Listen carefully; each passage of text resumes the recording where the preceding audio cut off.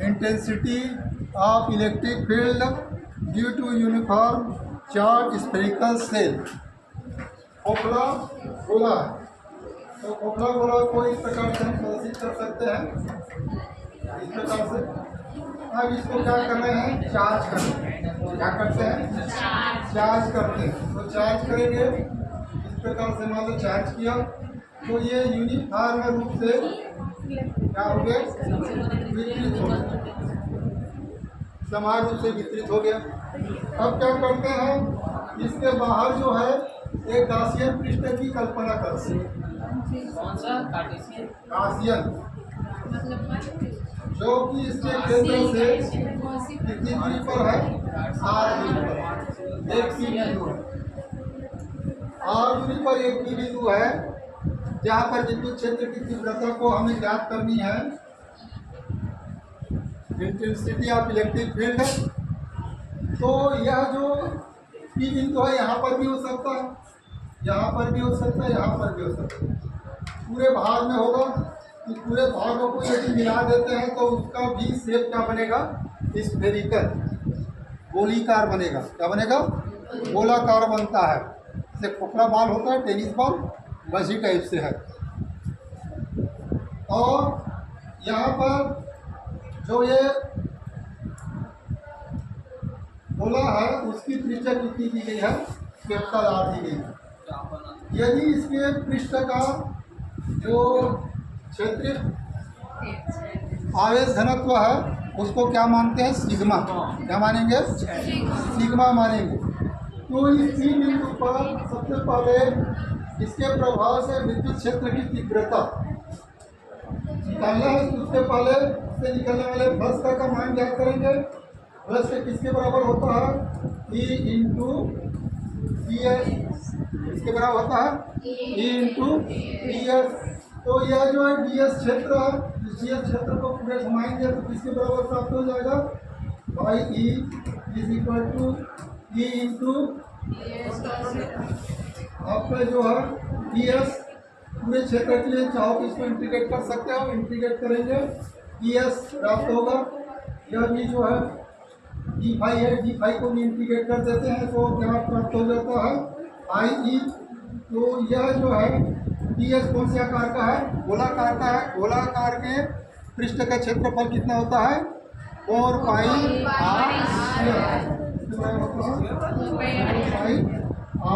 यहाँ पे और त्रिज्या जो है गासियन पृष्ठ का है। देखो गासियन पृष्ठ अलग है और वह जो वस्तु है, वह जो चालक है, उसका जो त्रिज्या है कैपिटल आर है। इसको ध्यान रखना है। तो यह प्राप्त हुआ, इसको यहाँ पर रख देंगे। तो यहाँ पर रखोगे तो ई 4 पाई आर स्क्वायर, यह प्राप्त हो गया फाई। सभी में ऐसी करना है। सबसे पहले प्लस के लिए EDS और उसके मान को रखेंगे, उसके बाद उसमें गासियन थ्योरम लगाएंगे, है ना। तो गासियन थ्योरम क्या कहता है, y is equal to equation 2 प्राप्त हो गया। दो को किस में रखेंगे, एक में रखेंगे 2 पुटिंग 1। तो दो को एक में रखोगे तो क्या प्राप्त हो जाएगा, Q upon epsilon naught is equal to G 4 pi R square. पूरे पद को एक तरफ ले आते हैं तो ई का मान कितने प्राप्त हो जाएगा, ई इज इक्वल टू, इसको इधर ला रहे हैं, Q upon 4 pi epsilon naught R square. तो ये आपका क्या प्राप्त हो गया, इक्वेशन 3 प्राप्त हो गया। अब यह जो Q दिया गया है, इस Q के मान को यदि इसके अनुसार से रखना चाहेंगे तो यहाँ पर रखेंगे। तो सूत्र क्या होता है, पृष्ठीय आवेश घनत्व इज इक्वल टू कुल प्रदान किए गए आवेश बटा उसका क्षेत्रफल S। यहाँ पर करो तो ds। तो ds कौन सा क्षेत्रफल है, गोलाकार है। Sigma is equal to Q upon 4 pi R square. यहाँ पे आर कैपिटल है, आर कैपिटल है क्योंकि हम जो गोले का देख रहे हैं, गोले का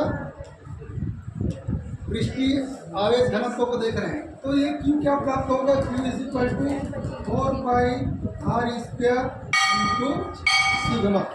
इसको यहाँ पर पुट करेंगे, कहाँ पर, इक्वेशन थर्ड में। तो इक्वेशन थर्ड में 4 को पुट करते हैं। पुट करने पर और putting third E is equal to क्या प्राप्त होगा, वहाँ पर क्या लिखे थे, क्यू अपॉइंट था, तो 4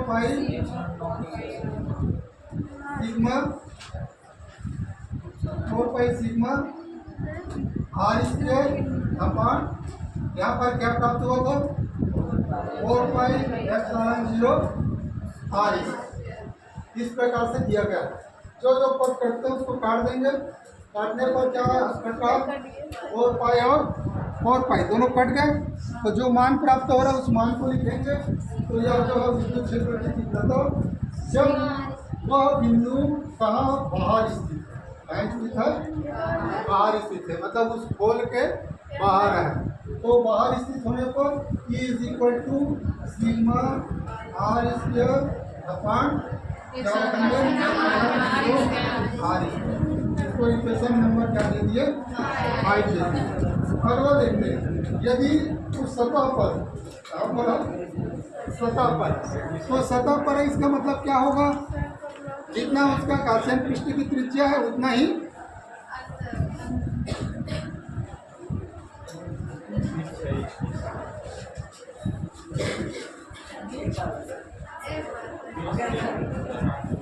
इस त्रिज्या को हम यहाँ तक के वापस लाएंगे। तो ये भी बिंदु यहीं पर स्थित है ऐसे मानते हैं। तो ये आर बराबर क्या हो जाएगा, कैपिटल आर होगा, दोनों बराबर हो जाएंगे। तो दोनों बराबर होंगे, इस तरह से वहाँ पर क्या लिखेंगे,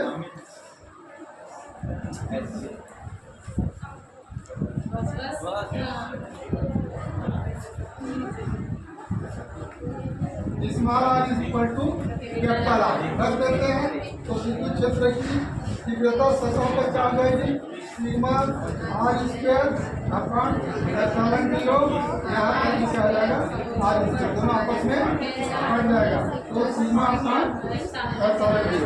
अब अंदर लेते हैं, अंदर बहुत सारा है अंदर वाला। अंदर में पुनः हम पहले वाली इक्वेशन को लिख लेंगे।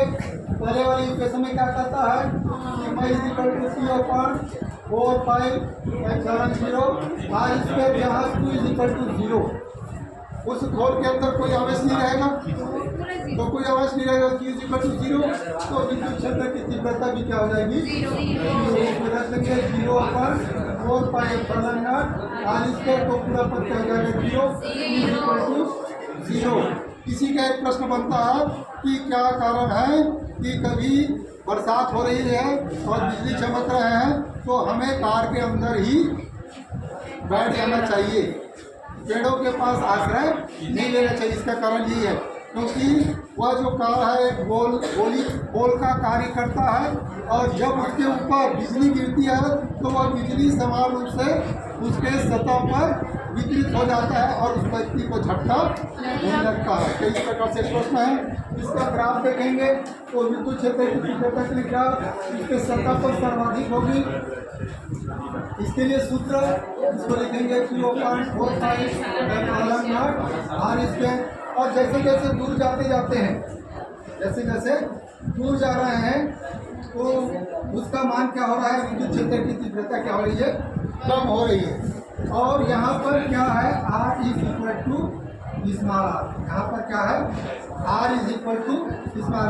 R से जैसे छोटा हुआ तो विद्युत क्षेत्र की तीव्रता क्या हो गई, क्या हो गई, 0। तो ये ग्राफ प्रदर्शित करता है कि सतह के अंदर जाने पर विद्युत क्षेत्र क्या हो जाता है, 0 हो जाता है, और सर्वाधिक उसके सतह पर, और सतह से भी दूर जाते जाएंगे तो उसका मान क्या होता है, कम होते जाता है। ठीक है,